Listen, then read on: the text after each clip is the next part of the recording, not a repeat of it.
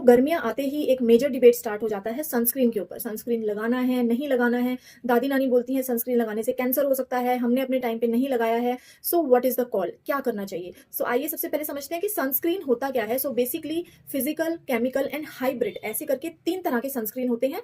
So physical and mineral sunscreen same चीज़ है। तो फिज़िकल सनस्क्रीन का जो मेन इंग्रीडिएंट होता है वो होता है zinc oxide, titanium dioxide. So basically ये कैसे काम करते हैं? जब आप फिज़िकल सनस्क्रीन की लेयर अपनी स्किन पे लगाएँगे तो ये जो फिजिकल सनस्क्रीन होता है ये हार्मफुल सन रेज को रिफ्लेक्ट कर देते हैं, स्कैटर कर देते हैं, यानी कि ये बॉडी में एब्जॉर्ब नहीं करते हैं। एज कंपेयर टू जो केमिकल सनस्क्रीन होते हैं इनमें एवोबेंजोन होता है, इनमें ऑक्सीबेंजोन होता है, इनमें ऑक्टिनॉक्सेट तरह के केमिकल्स होते हैं जो कि harmful UVA and UVB rays को अपनी बॉडी में एब्जॉर्ब करते हैं। तो अगर ये एब्जॉर्ब कर रहा है तो इसका मतलब ये जो केमिकल हैं ये आपके ब्लड में भी धीरे धीरे जाते हैं। इसीलिए chemical sunscreen pregnancy and breast feeding mother's को हम अवॉइड कराते हैं। उस टाइम पर आपको ये केमिकल सनस्क्रीन नहीं लगाना चाहिए, लेकिन ऐसा कोई भी रिसर्च या ऐसी कोई भी स्टडी नहीं पाई गई है जिसमें केमिकल सनस्क्रीन की वजह से कोई मेजर प्रॉब्लम हुई हो, कोई भी मेजर स्किन इश्यू हुआ हो, क्योंकि ये बहुत ही माइन्यूट क्वांटिटी में आपके ब्लड में जाता है। तो इसकी वजह से कोई भी आपको एलर्जी या कोई भी स्किन डिजीज या कोई भी मेजर डिजीज आपको नहीं होती है। Still I would prefer to use physical sunscreens more, क्योंकि ये ज़्यादा बेस्ट होते हैं। इनके अंदर नेचुरल इंग्रेडिएंट्स जैसे जिंक ऑक्साइड, टिटेनियम डाइऑक्साइड होता है जो आपके स्किन को, आपकी बॉडी को ज़्यादा बेनिफिट देगा as compare to a chemical sunscreen. आजकल मार्केट में हाइब्रिड सनस्क्रीन भी आ रहे हैं।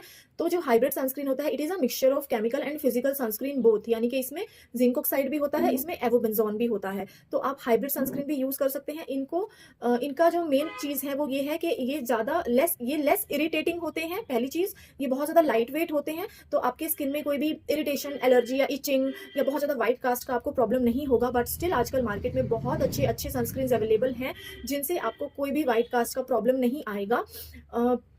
कमेंट्स में मैं कुछ अच्छे फिजिकल सनस्क्रीन ज़रूर से डाल दूंगी। अब जो सन रेज होती हैं, यूवीए एंड यूवीबी रेज जो अर्थ पे पहुंचती हैं, ये जो है स्किन के लिए बहुत ही हार्मफुल होती हैं।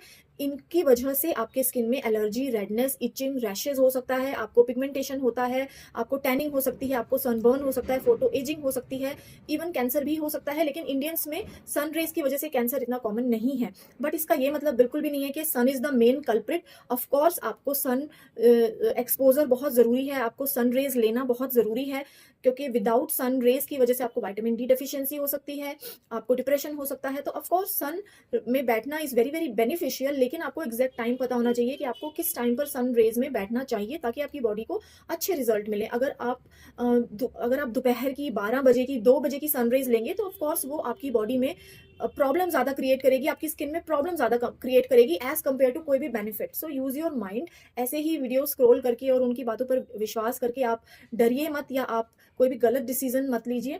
Use sunscreen judicially. अगर आपका एक्टिव सन एक्सपोजर है, अगर आप बाहर डेली जाते हैं तो ऑफकोर्स आपको ब्लाइंडली सनस्क्रीन लगाना ही लगाना है एट एनी कॉस्ट।